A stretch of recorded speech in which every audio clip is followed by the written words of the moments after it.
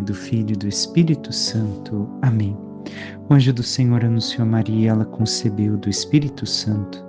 Ave Maria, cheia de graça, o Senhor é convosco. Bendita sois vós entre as mulheres, e bendito é o fruto do vosso ventre, Jesus. Santa Maria, Mãe de Deus, rogai por nós, pecadores, agora e na hora de nossa morte. Amém. Eis aqui a serva do Senhor, faça-se em mim segundo a vossa palavra. Ave Maria, cheia de graça, o Senhor é convosco. Bendita sois vós entre as mulheres, bendito é o fruto do vosso ventre, Jesus.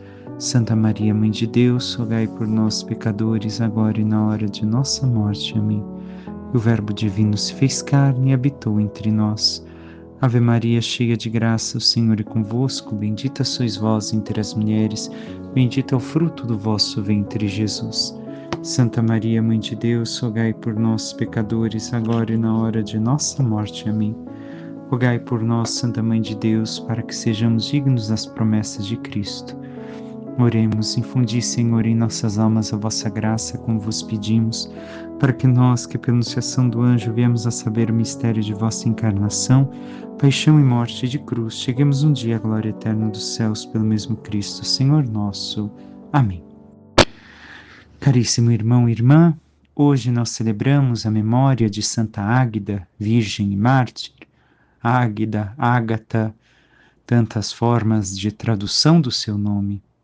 Ela que morreu na região da Catânia, na Itália, e é a protetora de todas as mulheres que têm alguma doença no seu seio.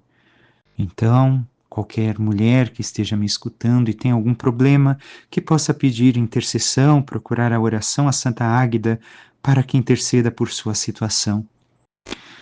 Ela quis se consagrar a Deus e, chegado o imperador, nas suas terras, queria ter um relacionamento com ela, abusá-la.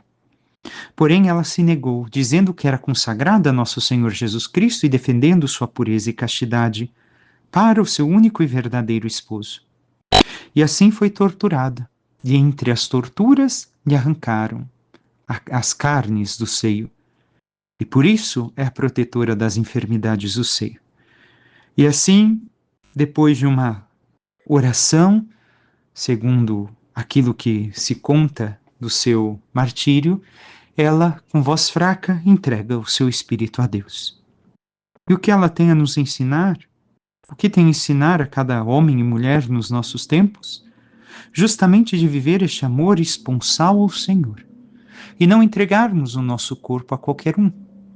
Ao pecado, aquilo que não deve ser vivido. Mas sim ao amor verdadeiro a Deus. Quem não é chamado ao matrimônio, que se entregue unicamente a Ele. Quem é chamado ao matrimônio, unicamente a seu esposo, sua esposa. Que possamos aprender a viver esta total entrega de amor, primeiramente a Deus, e depois a vocação a qual somos chamados.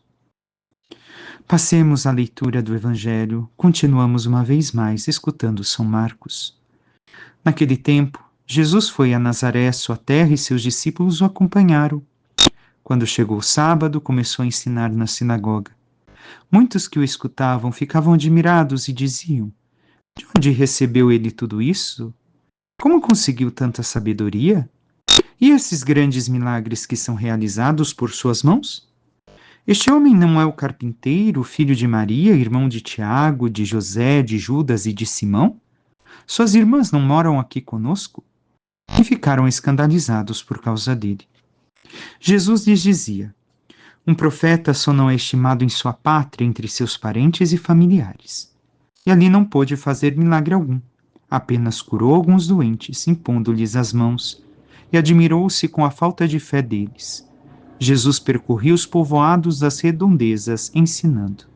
Palavra da salvação, glória a vós, Senhor. Caríssimos irmãos e irmãs, devemos de ver que o texto de hoje nos coloca justamente diante de toda a situação da fé. Já encontramos um pouco antes, conforme escutamos nos evangelhos, ao longo desses dias que se passaram, a fé da hemorroísa, de Jairo, a fé também dos discípulos, que ainda é fraca. A fé agora é contrastada com aqueles que são de Nazaré e conheceram Jesus desde a sua infância. E o Evangelho nos mostra justamente a santidade conquistada na vida cotidiana, na vida que nós temos, nas coisas ordinárias da vida, que aqueles que estão ao lado de Jesus não conseguem reconhecer quem ele é. Mas estejamos atentos, porque também tem muito a dizer e a questionar a nós o Evangelho de hoje. Vemos que no sábado, ou seja, passaram alguns dias que Jesus estivera com eles provavelmente, começou a ensinar na sinagoga. Jesus não deixa de frequentar a sinagoga. E se espantam com tudo aquilo que vem Jesus falar, ouvem Jesus falar, ensinar. A sabedoria que vem, que, lembremos, sabedoria supera a inteligência. Qualquer um pode ser inteligente. Sábio, hoje, são poucas pessoas ao nosso redor. Então, começam a recordar de onde viera Jesus, sua vida ordinária, o seu cotidiano. E assim, começam a se escandalizar com Jesus, porque o conhecem, sabem quem ele é. Não pode fazer essas coisas porque sabemos tudo sobre ele. Estão convencidos de saber tudo sobre Jesus. E aqui está o questionamento para nós. Esta pouca fé que existe naqueles cidadãos na cidade de Nazaré é justamente o que pode acontecer com cada um de nós que vivemos cotidianamente com o Senhor nas orações, na vida cristã, na busca nos sacramentos, onde tantas vezes somos convencidos também de saber tudo sobre Jesus. Porque eu fiz o curso, fiz teologia, fiz não sei o que, li não sei o que, tal palestra, e isso e aquilo, e achamos saber tudo sobre Jesus. Recordemos, Deus supera a nossa capacidade de entendimento.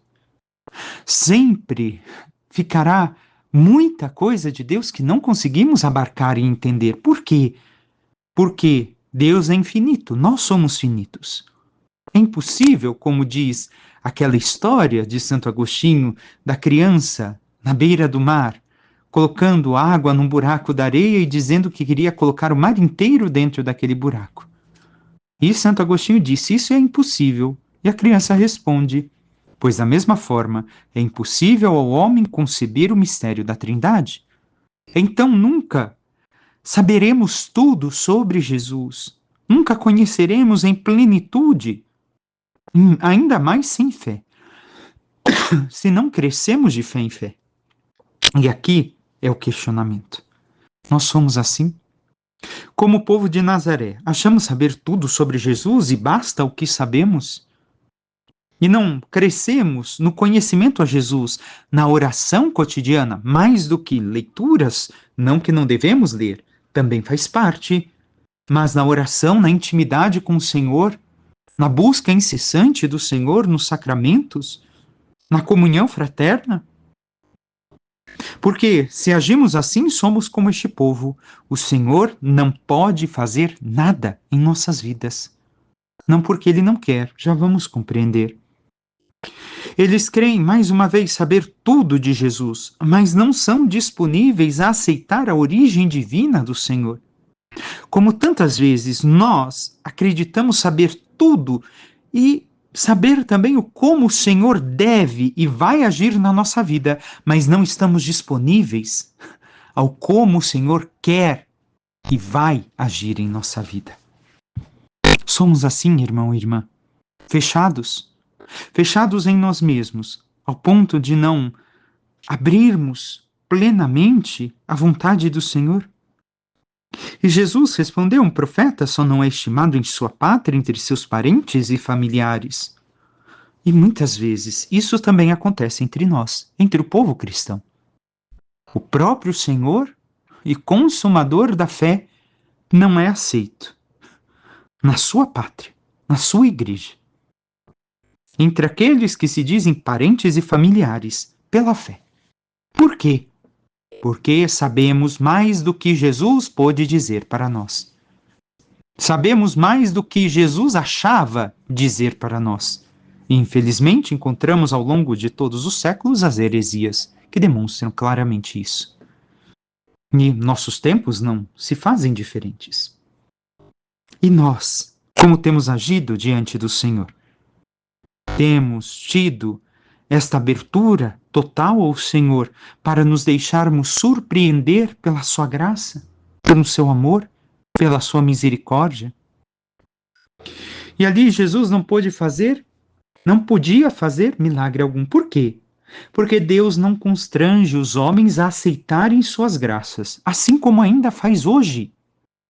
Deus não constrange ninguém na igreja, na nossa família, ou até mesmo nós, a aceitarmos suas graças.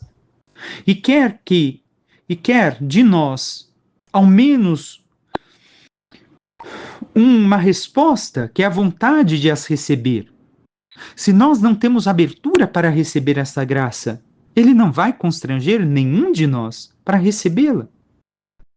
Não podia, porque Jesus operar milagres em favor de um povo que só admira as suas obras, para estranhar que ele as fizesse e olhá-las com desconfiança, quase indiferente a ele, o beneficiasse. Assim, nós devemos de ver que Jesus tampouco quer realizar hoje na igreja e hoje em nossas vidas, desse modo, para que olhemos com estranheza, para que continuemos, assim, a não aceitá-lo plenamente, a não reconhecer quem ele é e a não dar o trono da nossa vida para que ele reine.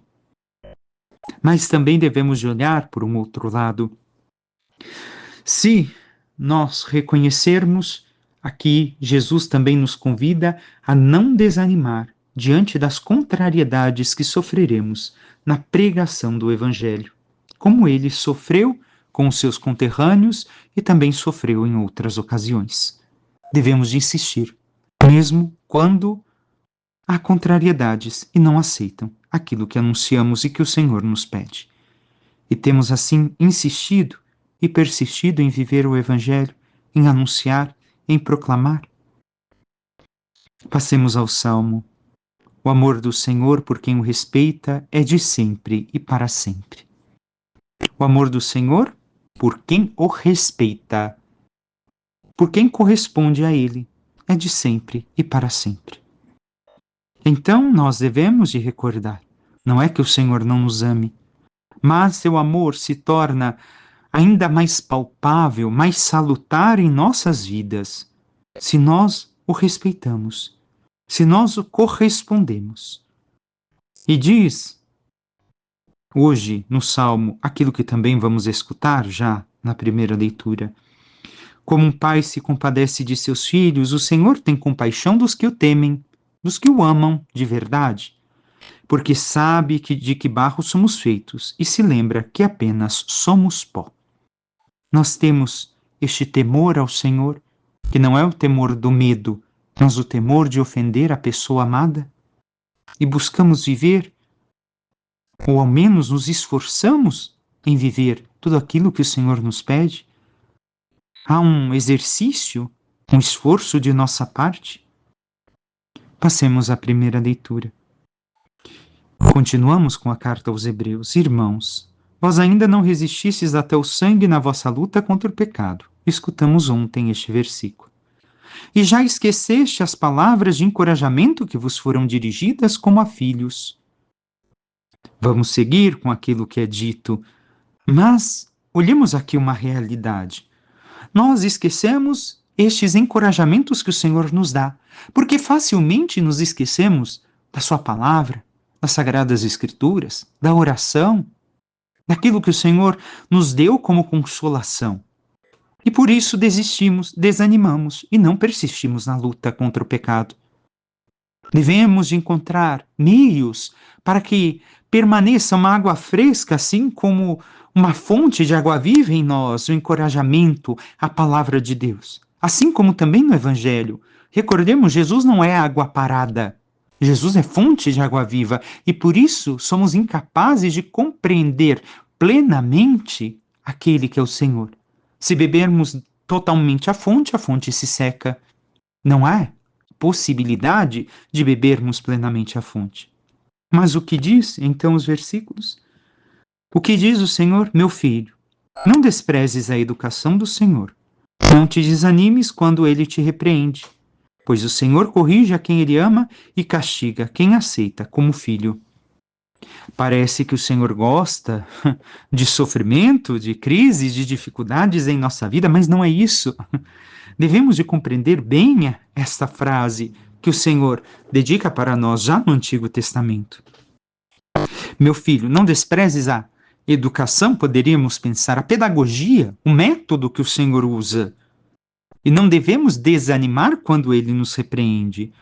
Porque se olharmos aos nossos pais, em especial da minha geração, as gerações anteriores, como de muitos de vocês que me escutam, nossos pais nos repreendiam não porque nos odiassem, mas porque nos amavam e queriam que fôssemos pessoas virtuosas, pessoas que praticassem o bem, pessoas que vivessem a responsabilidade, vivessem uma vida séria e não levassem tudo na brincadeira, a vida, mas sim uma vida que fosse exemplo para todos. Assim também age o Senhor para conosco. E ele age permitindo situações que nos peçam mudanças. Devemos de compreender que no momento em que passamos crises, dificuldades, o Senhor corrige a quem ele ama e castiga a quem aceita como filho. Ele é como pai. Permite tudo isso para que nós olhemos dentro da situação e mudemos a nossa vida. E demos uma reviravolta e olhemos, espera aí, o que eu estou fazendo? O Senhor está me pedindo outra coisa e não isso que eu estou fazendo. Devemos de ver que as crises que temos na vida, não devemos de fugir delas, mas devemos de vivê-las. Porque ali, no meio das crises, Deus quer me sugerir algo para o meu bem, para que eu possa mudar e ser ainda melhor, crescer ainda mais como seu filho, como ser humano, como pessoa. Aprendamos isso.